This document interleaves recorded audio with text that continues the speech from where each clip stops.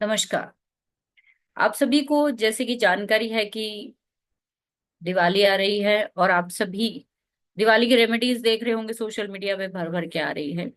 लेकिन उससे पहले कुछ आज की वीडियो जो टाइटल और आपने थंबनेल देख लिया है, उस पे जैसे मैंने बात की है कि ऐसी 10 चीजें जो आपको सबसे पहले अपने घर से निकालनी चाहिए, स्पेशली इस मंथ में, स्पेशली दिवाली के दिनों में, जो 5 दिन स्पेशली जो दिवाली के होते हैं, जो सेलिब्रेशन के होते हैं उसमें। तो सबसे पहली जो मैं बात करूंगी वो क्या है कि आपकी जिंदगी में ना जो सबसे जरूरी चीजें होती है वो होती है हमारी जो स्टोर की हुई चीजें। तो ऐसी कौन सी 10 चीजें हैं जिनको रिमूव करने से आपकी लाइफ की 80% जो प्रॉब्लम्स है वो सॉर्ट हो सकती हैं। ऐसा क्यों है कि ये चीजें रिमूव करने से आपकी जिंदगी में बदलाव आएगा, उस पे मैं साथ के साथ लॉजिक भी दूंगी और आपको समझाने की कोशिश भी करूंगी। तो सबसे पहली चीज जो आपको अपने घर से दिवाली से जस्ट पहले आपको रिमूव करनी है, और मैं ये कहूंगी कि धनतेरस से पहले पहले कर दीजिए तो ज्यादा अच्छा रहेगा। देखिए, सबसे पहली चीज है लोहा। वो लोहा जो आपके घर में जंग लगा हुआ है, वो लोहा जो आपके घर में इस्तेमाल नहीं हो रहा है, वो लोहा जो आपके घर में कहीं ना कहीं यूजलेस पड़ा हुआ है या फिर ऐसी जगह पे पड़ा है जहां पे वो भार जो है डाल रहा है।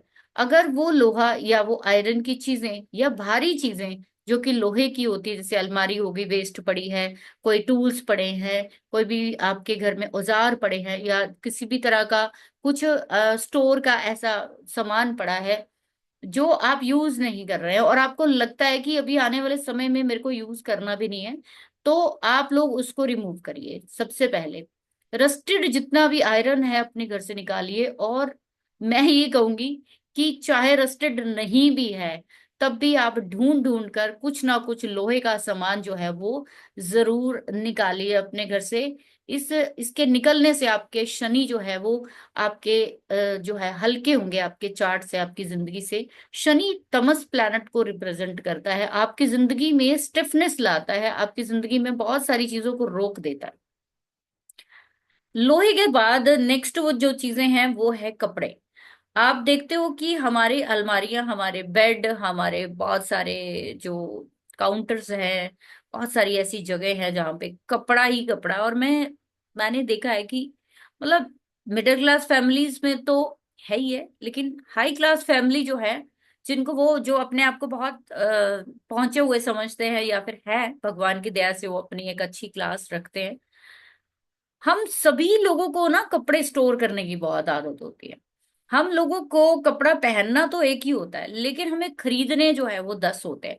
फिर हम क्या करते हैं कि जैसे महीने में हमने 2 कपड़े भी खरीदे हैं या 3 भी खरीदे हैं, महंगे खरीदे सस्ते खरीदे, उससे कोई फर्क नहीं पड़ता। लेकिन लेडीज को एक बड़ी भारी बीमारी कहूंगी मैं ये, कि या फिर उसकी हैबिट है ये, कि वो ना पुराने कपड़ों को, जैसे कि मान लीजिए उसकी फिटिंग उसके लूज हो गई, उसको कहीं ना कहीं वो चीज फिट नहीं आ रही, उसको उसका रंग पसंद नहीं है, उसको वो कपड़ा चुभ रहा है, बट वो निकालेगी नहीं वहां से। क्यों? क्योंकि इस पे बहुत पैसे लगे होंगे। देखिए, इस दिवाली पे कोशिश करिए अपने। अब यहाँ पे कई लोग महापुरुष ये लिखेंगे कि हम, मेरा जुपिटर 7वें में है तो मैं कपड़े दान दे सकता हूँ। भाई दिवाली पे दे दीजिए, कुछ नहीं होता है। कोई आपके पीछे गुरुदेव डंडा लेके पीछे नहीं भाग रहे हैं, डोंट वरी।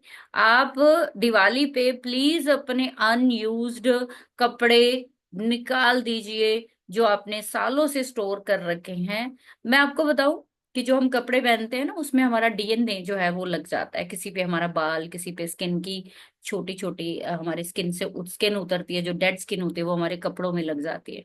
ये सारी हमारी डीएनए से अटैच हो जाती है। आप जितना ज्यादा पुरानी चीजें अपने पास स्टोर करके, स्पेशली कपड़े जितने ज्यादा रखोगे ना, आपकी भावनाएं जो है ना वो कैद हो जाती हैं, आपकी फीलिंग्स जो है ना वो रिस्ट्रिक्ट हो जाती है।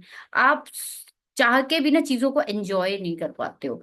आप जैसे कहते हैं ना कि छोटी सी बात पर रोना आ गया, छोटी सी बात पर आप हर्ट हो गए, छोटी सी बात को जैसे मजाक कर रहा था हस्बैंड या फिर भाई या बहन, आपके आंसू टप टप टप टप बहने शुरू हो गए। ये आपको पता है कपड़े स्टोर करने से होता है। आपके जीवन में जितने भी वेस्ट कपड़े, अनयूज्ड कपड़े या फटे हुए कपड़े अगर हैं, तो इस दिवाली पे जितनी भी मैं 10 चीजें बोल रही हूँ, आप चाहे एक एक ही निकालो, लेकिन इनको निकालो और अपने जीवन में आप परिवर्तन फिर देखो। क्योंकि आपको अपनी भावनाएं जो है वो बहने देनी है, रोकना नहीं है। आपको कोई हार्ट की बीमारी नहीं लगानी है भाई। ये कपड़े हमारे रिलेशनशिप को, हमारे लस्ट को, हमारे प्यार को और हमारी लग्जरी को रिप्रेजेंट करते हैं। आप अगर इनको स्टोर कर करके तय लगा लगा के लिफाफों में भरे जा रहे हो, सांस नहीं आ रहा अलमारियों को, तो दैट इज वेरी बैड।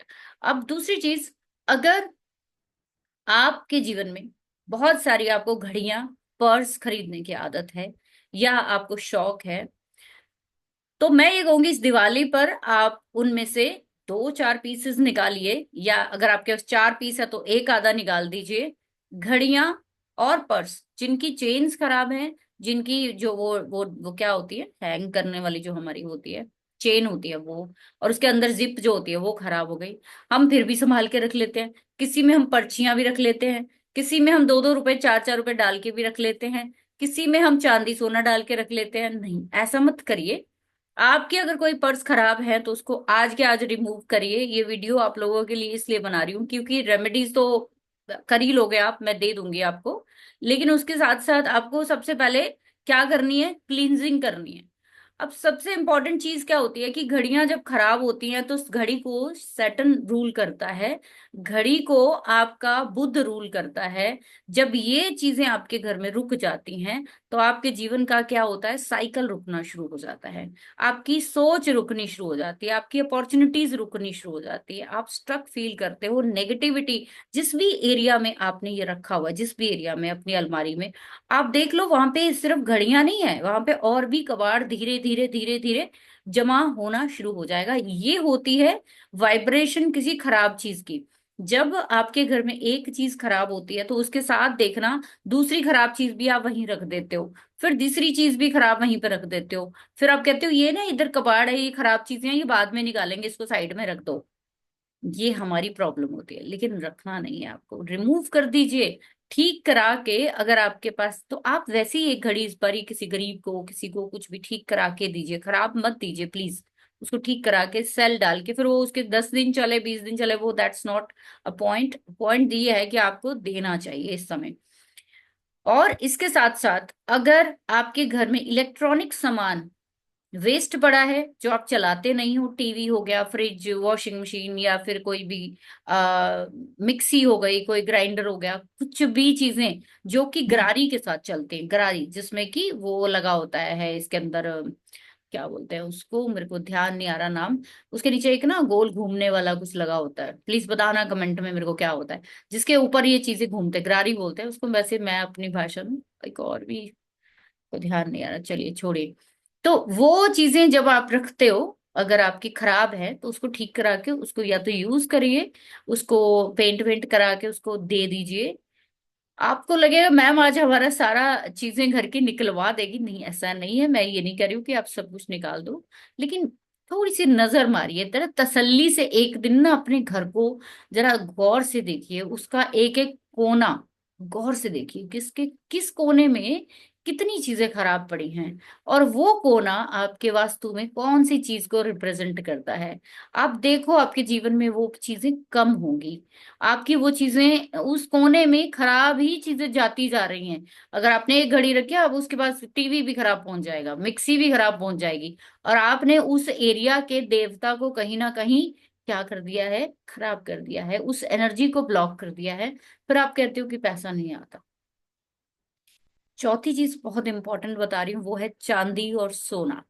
अब आप सोचेंगे कि मैम चांदी और सोना भी निकालने के लिए बोलेंगी, नहीं ऐसा नहीं। चांदी और सोने के लिए एक चीज आप लोगों को बताना चाहती हूँ, हालांकि ये रेमेडियल पार्ट है, फिर भी बता देती हूँ। अगर आपके घर में पुरानी चांदी पड़ी हुई है तो आप एक कोशिश करिए कि जितनी भी आप हर साल, कोई भी अगर चांदी पुरानी 4 5 6 सिक्के आपके पास जमा हो गए हैं, 10 सिक्के जमा हो गए हैं, तो आप उसके बदले में, अगर आपके पास 50 ग्राम का अगर टोटल चांदी पड़ी है, तो उसमें ना 50 ग्राम और ऐड करा दीजिए, जितनी भी आपकी कैपेसिटी है उसको बढ़ा दीजिए इस दिवाली पे। और आपको ये अगर आप करेंगे, पुरानी चांदी के बदले में नई चांदी लेकर आइए हर बारी, आप उसको रिमूव करिए और कुछ ना कुछ नया उसमें चांदी का एडिशन करिए। इसी तरीके से सोने की जिनकी हिम्मत है तो वो सोने को कहीं ना कहीं रेनोवेट कर सकते हैं। अगर आपको लगता है कि कोई ऐसी चीज है जो कि बहुत पुराने रिवाज की है, आप उसको नहीं पहनना चाहते हो, उसको उसको कहीं ना कहीं नया करवाइए ताकि वो पहनने लायक हो, वो चीज सिर्फ पड़ी ना रह जाए। पांचवी चीज बुक्स है आपके घर में, धार्मिक किताबें हो गई, एजुकेशन की किताबें हो गई, आपके घर में कोई भी किसी तरह का लिटरेचर पड़ा है, आपके घर में किसी भी तरह की पुराना कोई भी ऐसी साहित्य पड़ा हुआ है, चाहे वो धार्मिक हो, आर्थिक हो, बच्चों के पुराने सिलेबस की बुक्स हो जो देनी थी किसी को दी नहीं, अगर आप ध्यान से देखोगे ना आपको मिलेगा बहुत सारा सामान। ये भी बुध को खराब करता है, आपके नॉर्थ डायरेक्शन को डैमेज कर देता है। जब आप अपने घर में फटी पुरानी किताबें रखते हो, सारा का सारा रिमूव करिए, कबाड़ में निकालिए, और जो चीजें आपके यूज करने वाली है उसको साफ सुथरा करके कवर चढ़ा के एक जैसी अच्छी लाइनअप करके उन बुक्स को रखिए। अगर आपके घर में लाइब्रेरी है, उसको अच्छे से मेंटेन करिए। ये नहीं कि एक इधर गिर रही है बुक, एक उधर गिर रही है, आपके पढ़ने की किताबें जो है वो इधर बिखरी है उधर बिखरी, उसको मेंटेन करिए। छठी चीज मंदिर, अगर आपका मंदिर टूटा फूटा है उसको चेंज करिए। अगर आपका मंदिर जो है उसका पेंट वेंट खराब हो गया है उसको पेंट कर लीजिए। उसकी कुछ भी रेनोवेशन होने वाली है उसको रेनोवेट करिए, और इस दिवाली पर उसको नया बनाइए। पुरानी चीजें ही मत यूटिलाइज करते रहिए। जब हम अपने लिए नया कपड़ा खरीदते हैं, नई मिठाई खरीदते हैं, नया गोल्ड सिल्वर, पर्दे चद्दरें, पता नहीं क्या क्या खरीदते हैं दिवाली पर, कोई चीज की अति छोड़ते ही नहीं, तो फिर मेरे ख्याल से भगवान का मंदिर जो आप करते हो एटलीस्ट वहां पे पेंट तो छोटा सा जरूर कर दीजिए, वो कोना जो है वो रेनोवेट जरूर करिए, वो कोने को आप सजाइए, वो तभी फायदा है। सातवीं चीज, पेंटिंग्स आपके घर में जितनी भी पुरानी पड़ी हैं उन सभी पेंटिंग्स को कहीं ना कहीं, जो टूटी हुई है कॉर्नर से, या कोई ऐसी पेंटिंग जिसमें कोई रो रहा है, कोई पिट रहा है, कोई लड़ाई हो रही है, जहाज डूब रहा है, पक्षी लड़ रहे हैं आपस में, जंग का मैदान दिखा रहे हैं, कुछ भी ऐसा दिख रहा है, तो उसको सबको भाई हाथ जोड़ के मेरी विनती है उसको रिमूव कर दीजिए। घर में कोई भी ऐसी पेंटिंग्स नहीं होनी चाहिए जिसको देख कर ना आपको यही समझ में ना आए कि ये हो क्या रहा है। जिस पेंटिंग को देखकर आपको खुशी ना मिले, जिस पेंटिंग को देखकर आपको कहीं ना कहीं सेटिस्फेक्शन ना मिले, आपको कोई ग्रोथ का सिंबल ना मिले, कोई साइन ना मिले कि मेरे को क्या करना चाहिए, आपको पेंटिंग्स कौन सी लगानी है हम रेमेडी पार्ट में सीखेंगे। अभी सिर्फ जो पेंटिंग्स टूटी हैं, अब कोई गुरुओं की फोटो है, कोई बड़ों की फोटो है, कोई छोटों की फोटो है, कोई फैमिली फोटोग्राफ्स है, टूटी फूटी है, सारी रेनोवेट करिए। दिवाली असल में इसी चीज को कहा जाता है कि आपको अपने घर से जो है, दिवाली का अगर उस पूरे मंथ का जो मतलब है वो यही है कि अपनी लाइफ से क्लटर को हटाना है। भगवान राम आए थे दिवाली वाले दिन, तो उस समय पूरा अयोध्या जो है वो साफ सुथरा किया गया था, पूरा अयोध्या जो है वो सेलिब्रेशन की गई थी। तो आप उससे पहले आप नहीं चाहते हो कि माँ लक्ष्मी और भगवान राम जब आए तो आपके घर में कहीं ना कहीं सब चीजें जहां आकर उन्होंने बैठना है, जहां आकर उन्होंने आपने उनके लिए प्रसाद रखना है कुछ, क्या उस जगह को आपको नहीं लगता कि जो वो करना चाहिए, रिमूव करना चाहिए, नया कुछ वहां पे सेटअप करना चाहिए। आठवीं चीज, वाटर सोर्सेज जो आपके होते हैं, जो आपके वाटर सोर्सेज होते हैं, वो कहीं ना कहीं आपको कोशिश करनी चाहिए कि टूटे फूटे हैं अगर, जैसे घड़े हो गए, कोई बर्तन पानी के हैं वो टूट गए हैं, जैसे स्टील के मैंने फिल्टर्स देखे हैं, आपके आरओज जो हैं वो अगर खराब हो गए हैं, चेंज कराइए इस दिवाली पे, आप उसको ठीक कराइए, फिल्टर्स को क्लीन कराइए, क्योंकि फिल्टर सीधा सीधा शुक्र और मून को रिप्रेजेंट करता है। वाटर सोर्सेज के आसपास की जितनी जगह है उसको क्लीन कराइए, और आपकी जिंदगी में वो पानी को, लिक्विडिटी को, कैश को दिखाता है। तो जितना आपके पास पानी की लीकेज है उसको रोक लीजिए।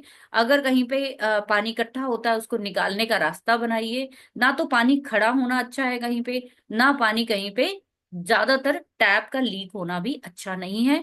अपने घर में कहीं पे पानी की वजह से अगर लीकेज है उसको ठीक करिए। नौवीं चीज अगर मैं बोलूँ तो छत है आपकी। दिवाली पर छत जो होता है ना, छत 8वें और 12वें घर से कनेक्टेड होती है, जहां तक मैंने अपने एक्सपीरियंस में देखा। जब 8वें घर में 12वें घर में मैलेफिक्स होते हैं तो छत कबाड़ से भरी होती है। अब इनके संबंध बहुत खराब हो जाते हैं ससुराल से, मैरिड लाइफ, और अपना जो कहते हैं शैया सुख ऐसे लोगों को मिलता नहीं है। कभी भी अपने जीवन साथी के साथ चैन से नहीं सो पाते हैं ये, उनके साथ कभी बेडरूम शेयर नहीं कर पाते जब 8 और 12 यानी छत आपकी गंदी होती है। छत पे कबाड़ है, कोयला है, लकड़ी है, लोहा है, ये सब रिमूव करिए। छत पे क्या रख सकते हैं वो भी बात करेंगे हम अभी नेक्स्ट वीडियो में, कि जब मैं उपाय दूंगी। तो छत को क्लीन करिए, उसको पानी से वॉश करिए, उसको साफ करिए। पानी खड़ा होने की जगह नहीं होनी चाहिए, आग जलाने की जगह नहीं होनी चाहिए वहां पे। अगर आपने तंदूर रखा है, कुछ भी ऐसा कर रखा है, उसको हटाइए वहां से। आपके जीवन में छत जो है वो बहुत बड़ा इश्यू क्रिएट कर सकती है। अब बहुत सारे लोग इसको वहम कहते हैं। बहुत सारे लोग कहेंगे हमारे पास तो छत ही नहीं है। नहीं है तो कहानी खत्म हो गई, आप टेंशन मत लीजिए फिर। आप अपना ज्यादा लॉजिक मत लगाइए, कोई नहीं, फिर नहीं है तो नहीं है, दैट्स ओके। 10वीं सबसे इंपॉर्टेंट चीज जो आपको मैं बताना चाहती हूँ वो है साउथ ईस्ट डायरेक्शन और आपके घर की नॉर्थ वेस्ट डायरेक्शन। देखिए, साउथ ईस्ट डायरेक्शन और नॉर्थ वेस्ट डायरेक्शन दोनों की दोनों शुक्र को डिनोट है। आपके घर में अगर इन दोनों डायरेक्शन में कोई भी क्लटर है, कोई भी कबाड़ है, कोई भी खड़ा पानी है, कोई भी ऐसी चीज पड़ी है जो कि काफी समय से हटाई नहीं गई है, तो आपके घर में पैसे का बहुत क्रंच होगा, रिश्ते खराब होंगे, रिलेशनशिप जो है वो एक दूसरे से बिल्कुल अच्छी नहीं होगी। रिलेशनशिप की जब बात आती है ना, तो 2 नंबर का साइन फैमिली रिलेशनशिप को दिखाता है, 7 नंबर का हस्बैंड वाइफ का। दोनों रिलेशनशिप आपकी डैमेज होगी, क्योंकि कई बार जीवन साथी ऐसा होता है आपका कि उसकी आपके पार्टनर आपकी फैमिली से नहीं बनती। कई बार आपकी फैमिली की आपके पार्टनर से नहीं बनती। तो ये दोनों ही एक दूसरे के पूरक है। तो आप अपने घर में south east north west direction को क्लीन करिए। इनमें आप क्या रख सकते हैं वो भी बात करेंगे अगली रेमेडी की वीडियो में, उसको आपने देखना है। तो आई होप सो ये 10 चीजें आप रिमूव करेंगे, और अगले साल तक ईश्वर ने चाहा, अब आप जो ये 10 उपाय आप मेरे जो करोगे, मेरे नहीं है वो ईश्वर के, या जो भी मैंने आज तक सीखा है सब उनके एक्सपीरियंसेस है, मेरा कुछ नहीं है इसमें। जो आज आपको भी इतना समय कुछ बता पा रही हूँ बिल्कुल तिल के बराबर, वो भी कहीं ना कहीं दूसरों की दी हुई नॉलेज है, दूसरे सीखी हुई चीजें हैं जो आपको बता रही हूँ। मेरा कुछ नहीं है इसमें, एक्सपीरियंस है कि अच्छा है, ये चीजें अपनी लाइफ में ला सकते हैं। भ्रम से, महंगी चीजों से, महंगी रेमेडीज से दूर रहिए। वो कोई काम नहीं करती है आपकी जिंदगी में, काम करती है आपकी अपनी सोच। ठीक है, तो ये करिए और अपने जीवन में सफलता हासिल करिए। हमारा नया यूट्यूब चैनल सेजल रेस्ट्रो को नीचे लिंक दिया है, उसको जरूर आप लाइक करिए और सब्सक्राइब करिए। उस पे बहुत सारे ऐसे वीडियोस है जो छोटे दिए गए हैं, लेकिन यूनिक जानकारी वहां पे एस्ट्रोलॉजी के स्टूडेंट्स के लिए है। Thank you very much once again. Video अच्छा लगा है तो छोटा सा नन्हा सा आपको एक कमेंट करना है, और जिससे कि और कुछ नहीं होगा, मुझे बहुत खुशी होगी कि आपने वीडियो यहाँ तक देखा है। जितने भी लोगों ने यहाँ तक वीडियो देखा है, मुझे जरूर लिख के बताना कि मैम मैंने एंड तक वीडियो देखा है। Thank you very much. God bless.